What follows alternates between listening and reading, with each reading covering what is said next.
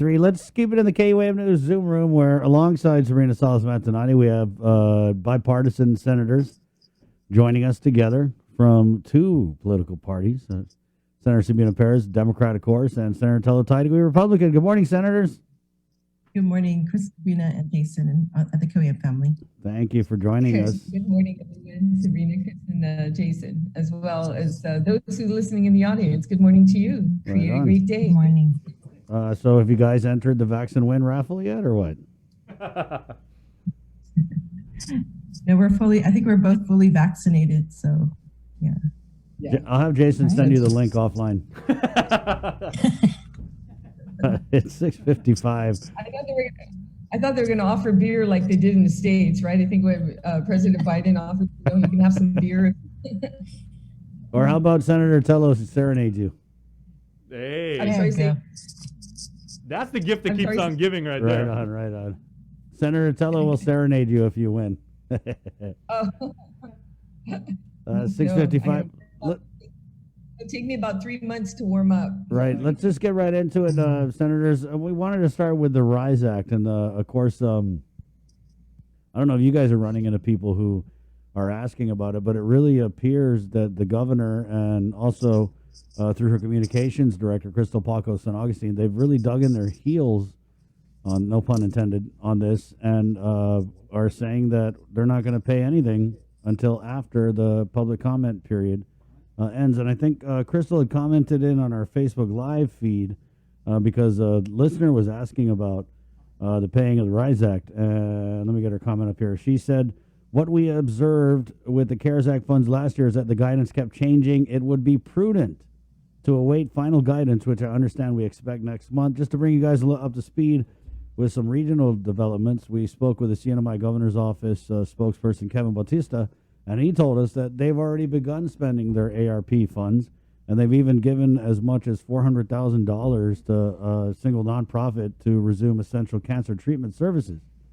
So we have a tale of two islands here, senators, and wanted to get your 2 cents on this RISE Act situation. Do we go age first before beauty? Okay, so I'll just put in 2 cents, and we all know that this was introduced last term in the 35th by Senator Regina Savine.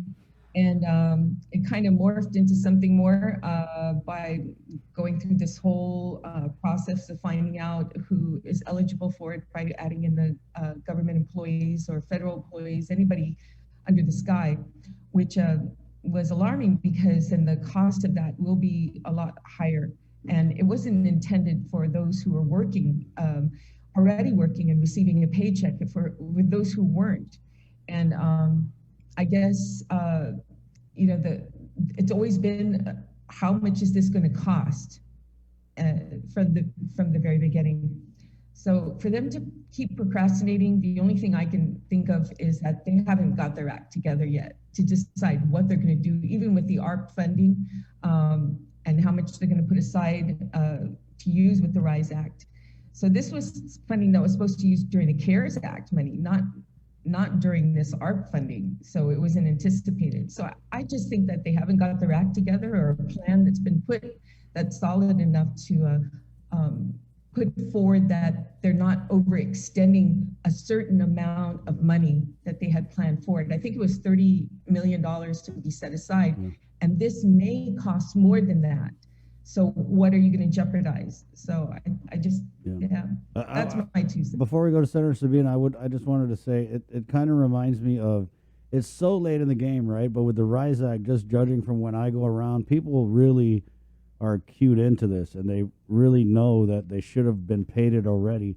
And what I'm scared we're going to see is like with this rental assistance, right? So they put aside 30-some million for this rental assistance, and it's no secret people were having the hardest time paying their rent, but they've only given out $1 million of this rental assistance. So I'm just worried that we're going to see the same thing with the RISE Act. But something that was kind of encouraging, Senator Sabina, is we did have Daphne Shimzu of Rev and Tax on yesterday. Of course, you're the oversight of Rev and Tax, and she said that she's already working on the online application process, so that in the event that the RISE Act or the All RISE Act or whatever we're calling it is green lighted by the administration, she can just get up and go with it. Yes, I think administration of the fund is going to be very crucial. It probably follows similar lines with the Zudo Imangafa, and that one was projected to use $10 million, and only, I believe, only $300,000 was used out of the 10 million because the application period ended sooner than what the people who could avail themselves of the funds were able to. So yeah, there has to be a better way. The application process is definitely going to hold up a lot of things. And, I understand that, there's some issues with tax information. But yeah, I think there has to be a better way. If we can get it through, like with the EIP, that would be much smoother and quicker because, as you know, DRTs is mandated to take care of the income tax refunds.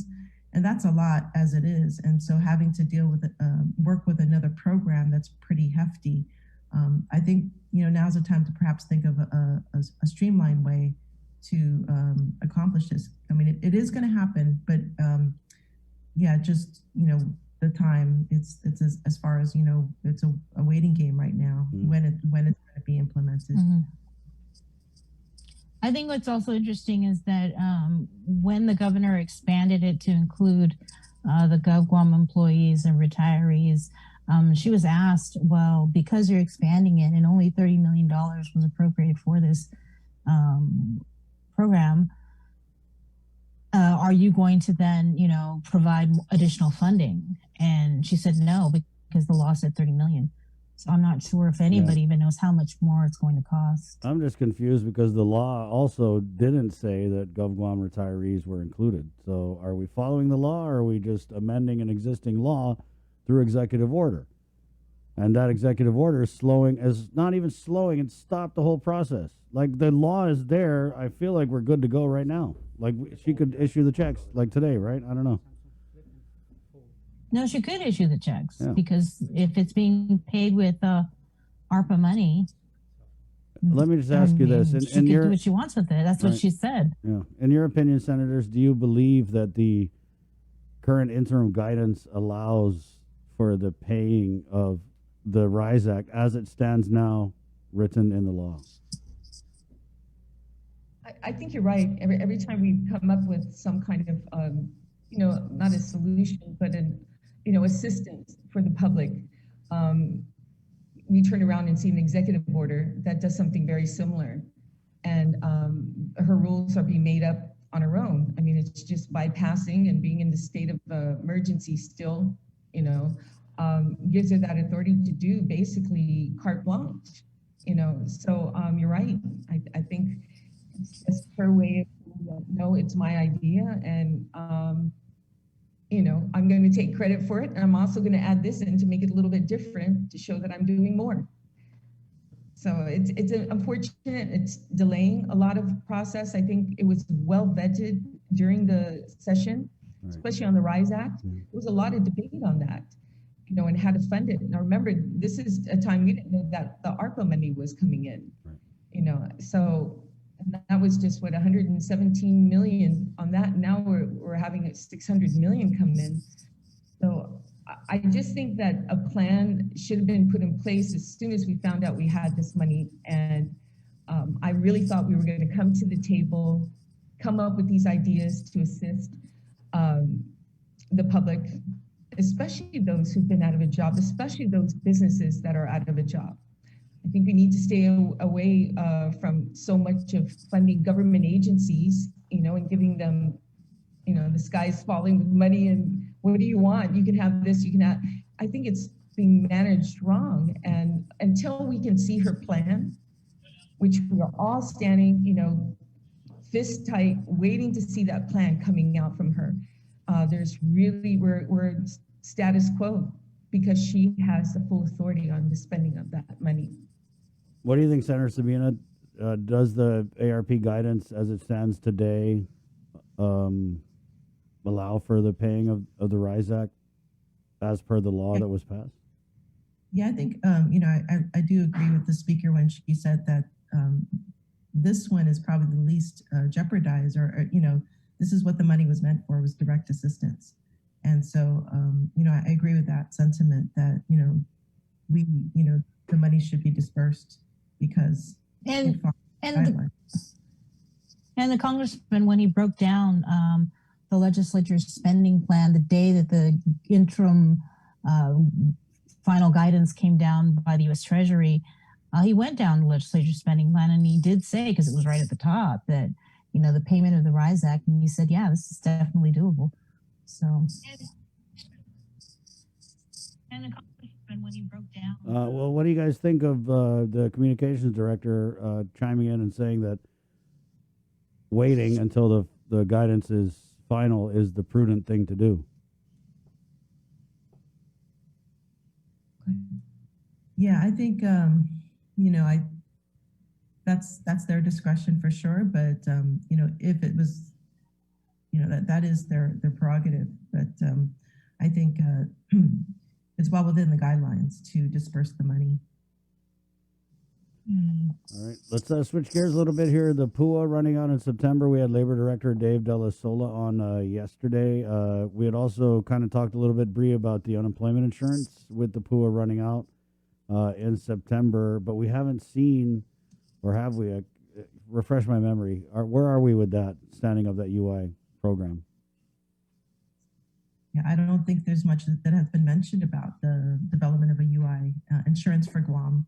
I think right now the focus has been on getting people back to work. I know yesterday Director David Della Sola was talking about at least requiring those that are applying or claiming for PUA to have at least tried to look for jobs through the hire.guam.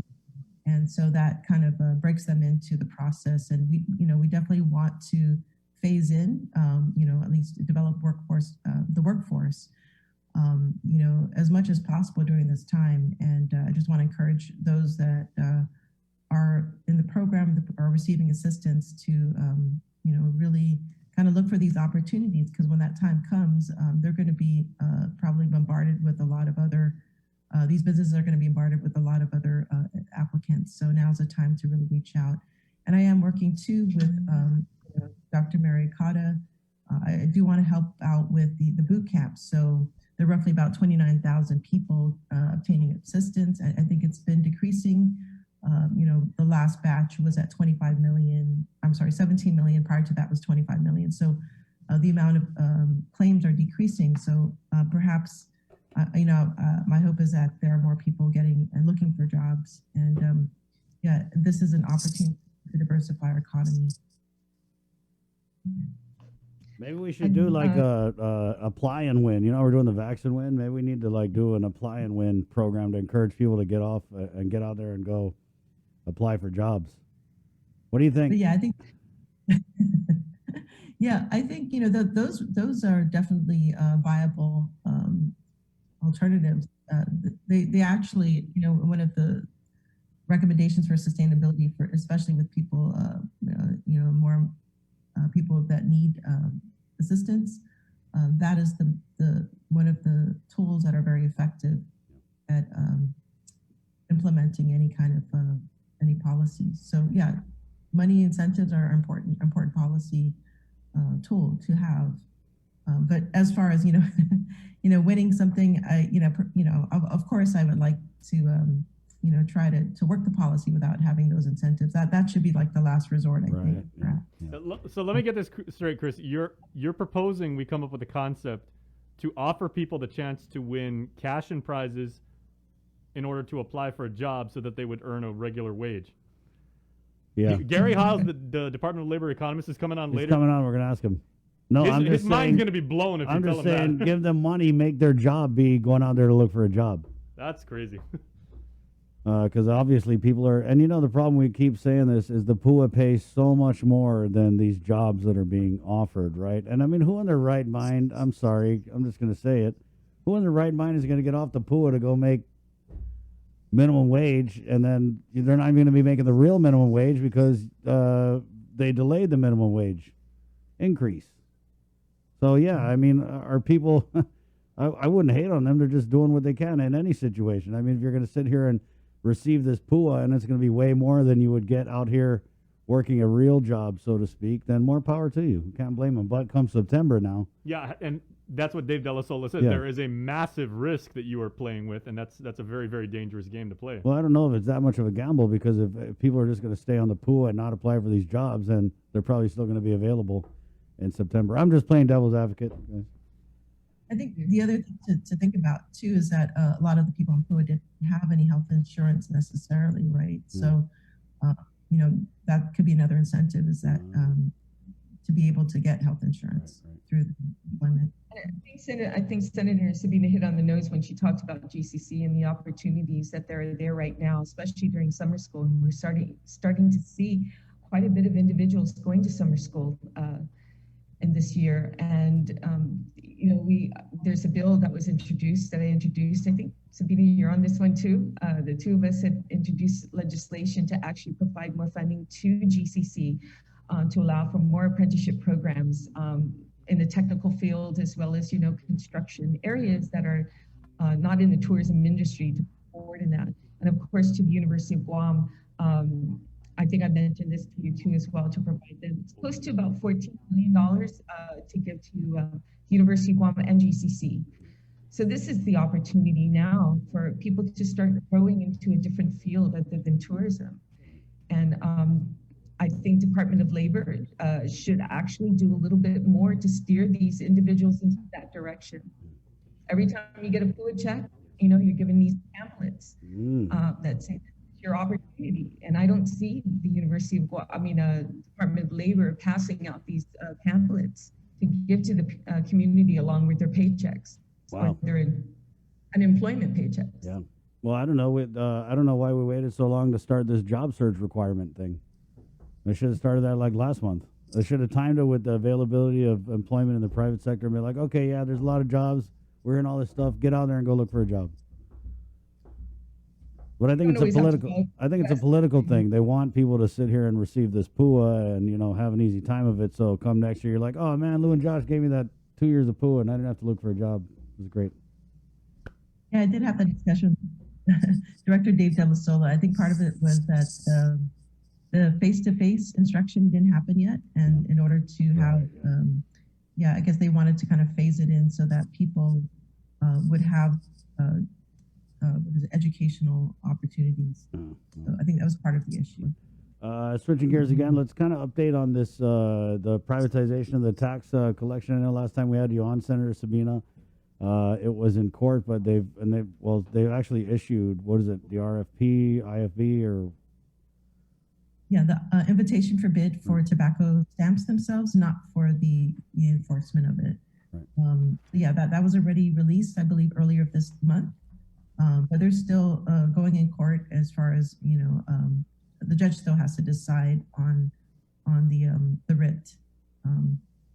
So I believe the AG's office has until the end of the month to reply. So there was a back and forth basically going on in court. And then how would you characterize the AG side of this back and forth? Well, I think they gave 3 points. One, I believe, was that they said that they did not have any standing, and that was argued by argued by Wesco. But the one thing that in the response, I believe they didn't address that they've already started the procurement. So with the invitation for bid. And I think just, DRT still, there's nothing banning DRT from actually, holding up the program internally. So they can still do that. So I think that's, if they so choose to do so, but it looks like from what their submissions to the court is that they're going to proceed with the RFP at a cost of $17 million. Which, DRT can do it for a fraction of that cost, about $400,000 to do. And the rest of that money can go towards the health of our people. So, DRT still has that option. How does this impact the Healthy Futures Fund, Senator, if we go through with this, paying this political private company to collect, 17, was it 17? We're going to pay them 17 mil. What does that do for cancer patients? Oh, wow. That could definitely, as you know, definitely that can help a lot of patients. And Department of Public Health, a lot of their funding goes to direct services. So yeah, I can imagine that would help a lot of people with cancer, Right, as well as other. Senator Tello, I mean, you're a former cancer patient. This got to hit close to home for you. Knock on wood, right? Right, yeah. This that way, but yeah, it is, and it's on the political perspective of it, this program could be implemented. The governor could start this program right away. All it does is need her say to the Department of Revenue and Taxation, let's do it, let's get it done. And let's take that 17 million to sustain the Department of Revenue and Taxation to implement this program and also provide those nonprofit organizations. It's as simple as that. We just talked earlier about the RISE Act and how she, all it does is a simple executive order, to start her own program. This could have been done, and it was being done before this bill was passed. The former deputy director, Santos, Mrs. Santos, who started and was excited about it. And then it got politically, tampered with, per se, by certain individuals who have interest, special interest in this legislation, who should have basically exempted herself from any kind of voting or put her name on any kind of part of this legislation. There's a conflict of interest. So you could see politics at its worst here, on special interest, and at this, at the detriment of our own people, and especially those who are most vulnerable, those who are dealing with cancer.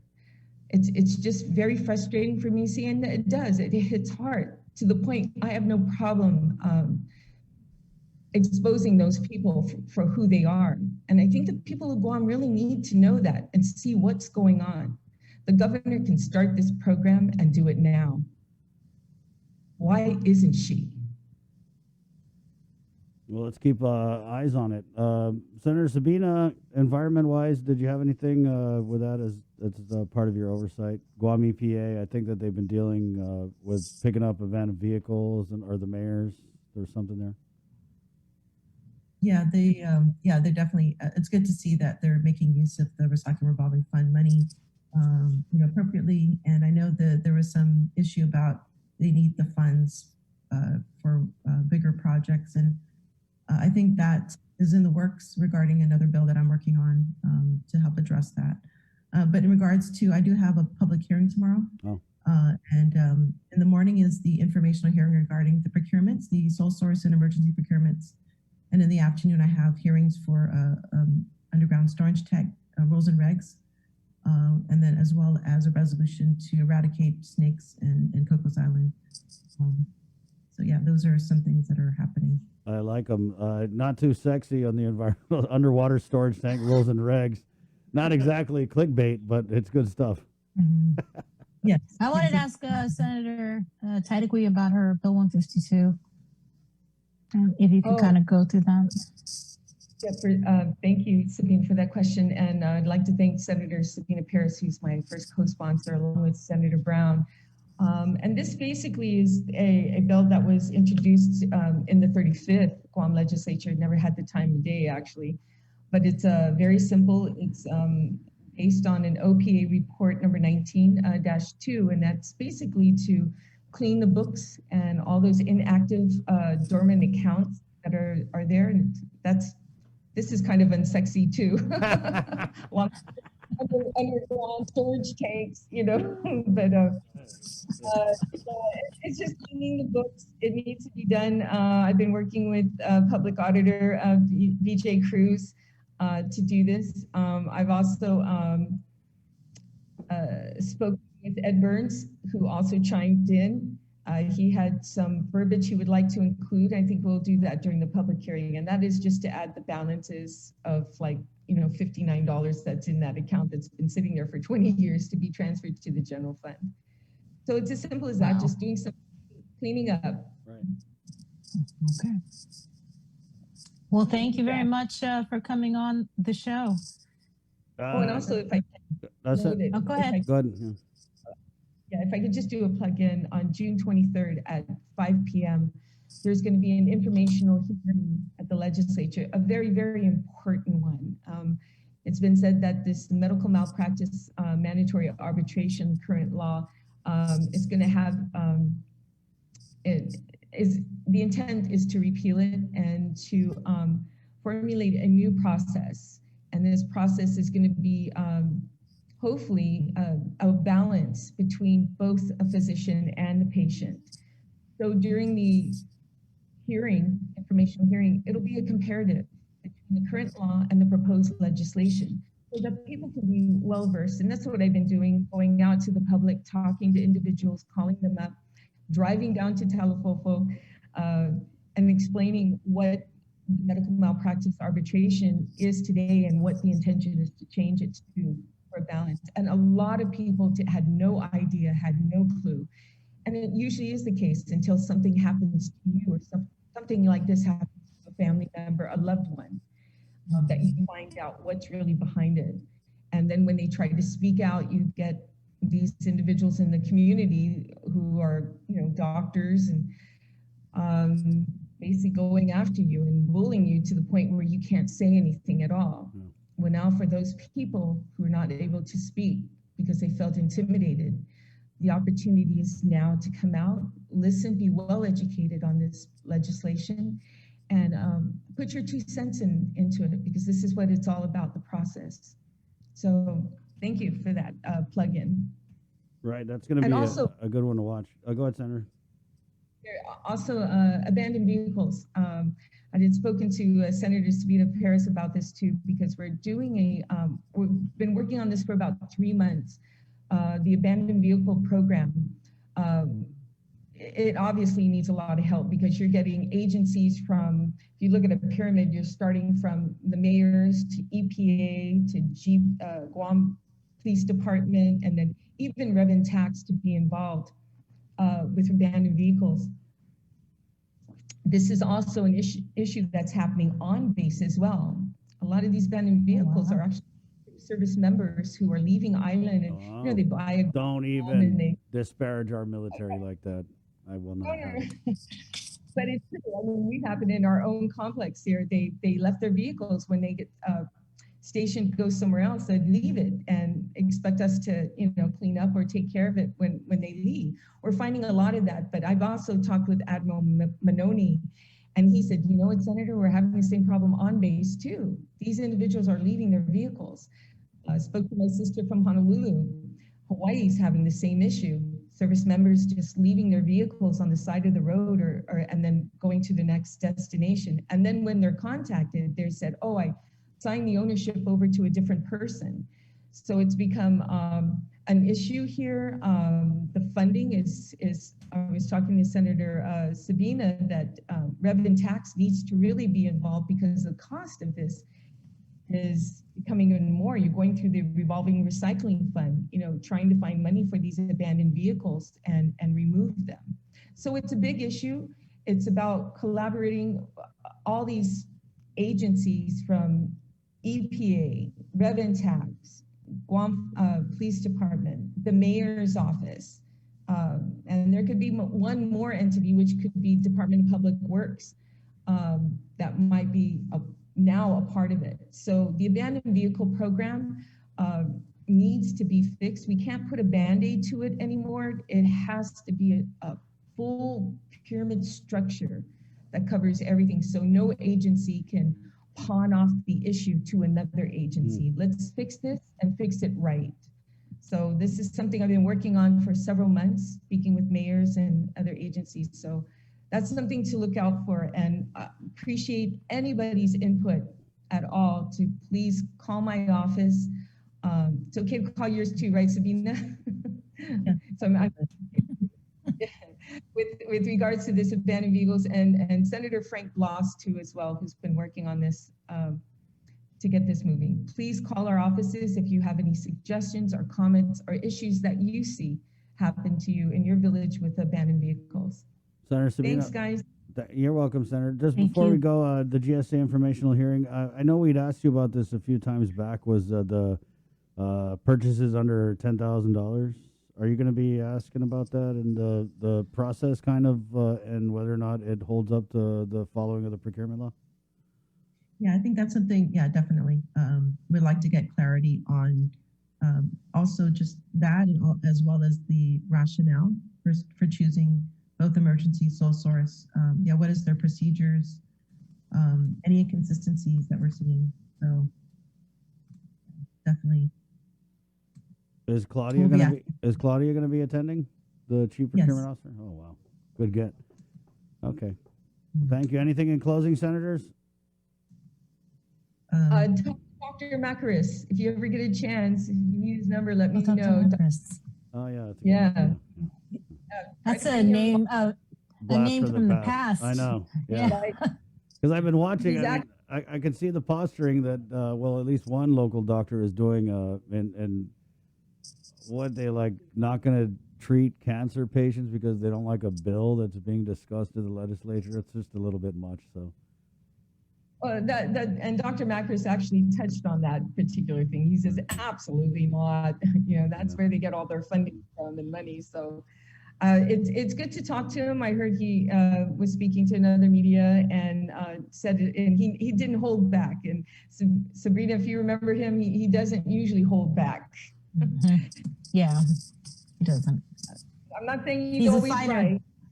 He's a fighter, right? I always appreciate people like that who's not afraid to say what's on their mind. They're not always, I'm not saying they're always right. I'm just saying that at least they're not afraid to say it or are being intimidated. And that's, or turn a blind eye, expose it. So that's what we really need to do more often. I think it's starting to see that.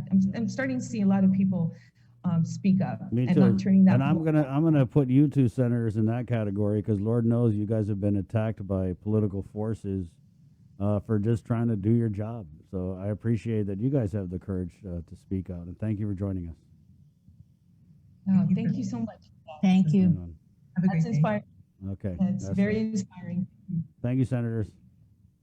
Create a great day, Take everybody. care. Right on. Take care. There you go. Republican Senator Telo Taitague and Democrat Senator Sabina Perez.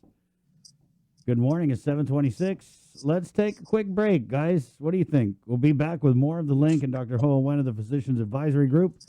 Next, we're going to talk about the